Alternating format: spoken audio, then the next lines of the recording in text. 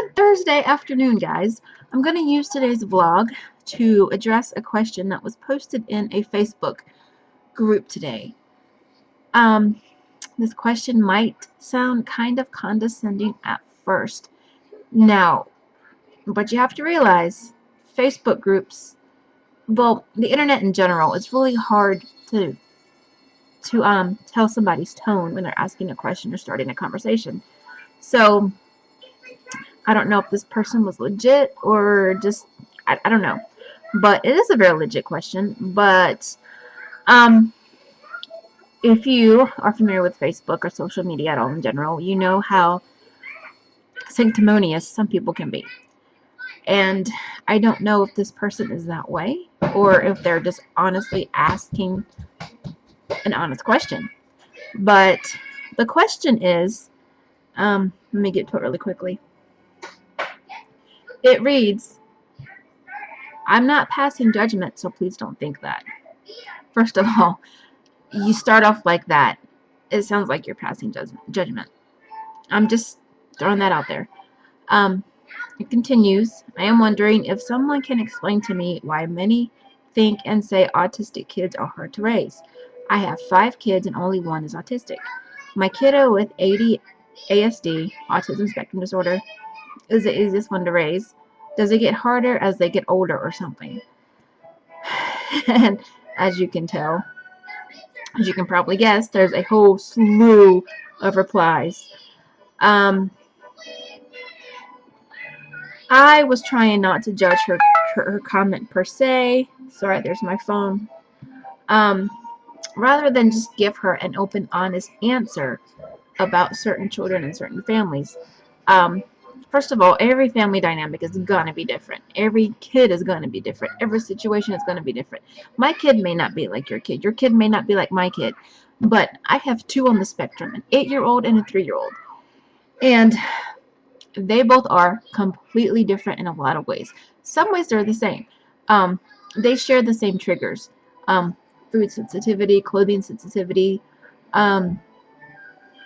light, sounds, certain environmental issues can set them off. The same stemming issues, the self-harm issues. But I've come to notice, even with Lucy's epilepsy, she was still a little more easier to handle. She's high functioning, but yet she was lower maintenance. And I don't know if it's because she had a lot of help. She had a lot of therapy. A lot of therapists were involved in her before school and during school. And we sought care immediately the second we thought something was wrong with Lucy. She's doing fantastic, by the way. We got her progress report from school the other day. It's mostly 5s. The grading scale goes from 1 to 5. She's mostly 5s with a couple of 4s. She's a pleasure to have in class. She's catching on quickly. The only issue they're having is with her writing. Lucy's doing fabulous in school. The only issue they're having is with her handwriting. Her handwriting needs help. It's not very legible. It's handwriting. It's not so great, but we are working on it. It could be a combination of the epilepsy. It could be a combination of the autism, the way she holds pencils.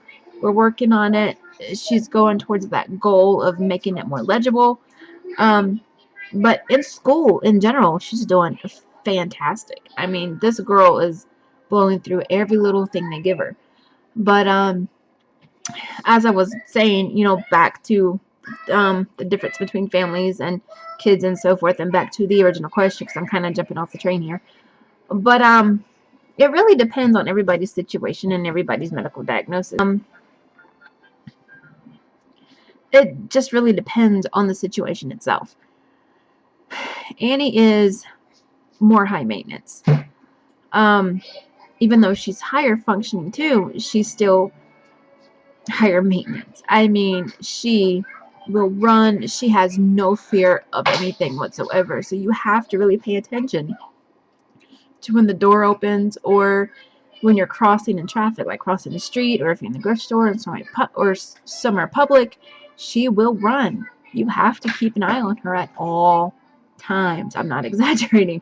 For those of you who are just now joining me, we have alarms on our doors, because that's one of the things I'm petrified of, is Annie running and opening the door and bolting sometime in the middle of the night and us not hearing it.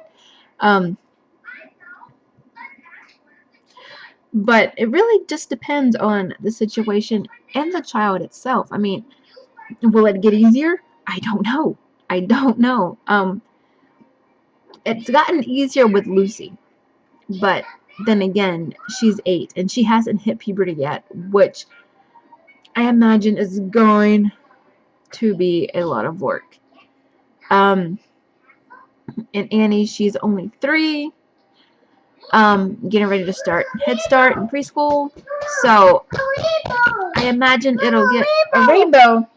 Cool. I imagine it's going to get easier with her as she transitions into the school setting. But I don't know. I mean, it just really depends on the child and the family dynamic and just everything in general. I mean, you can't look at one child and say, oh, my child is easy, and then automatically assume that every child is going to be easy, because that's not how it goes. Some of these replies are basically what I've already said. Everybody on the spectrum is different. Every situation is different. Some kids are easier than others. Everybody's triggers are different, which yes and no. It's same. I mean, not necessarily verbatim, but everybody is just commenting. They're still commenting. This question was from a few hours ago, but it's just the same thing that I replied, really. But you can't really look at one family and then judge others, because we wouldn't really be having this conversation. But I'm gonna let you guys go. Hope you guys are having a fabulous Thursday. I have some videos planned for next couple of days because of my work schedule. So I got to go get those done and taken care of, and then I have to edit and re-upload and stuff like that. But I hope you guys are having a fabulous Thursday, and I'll see you guys later. Bye.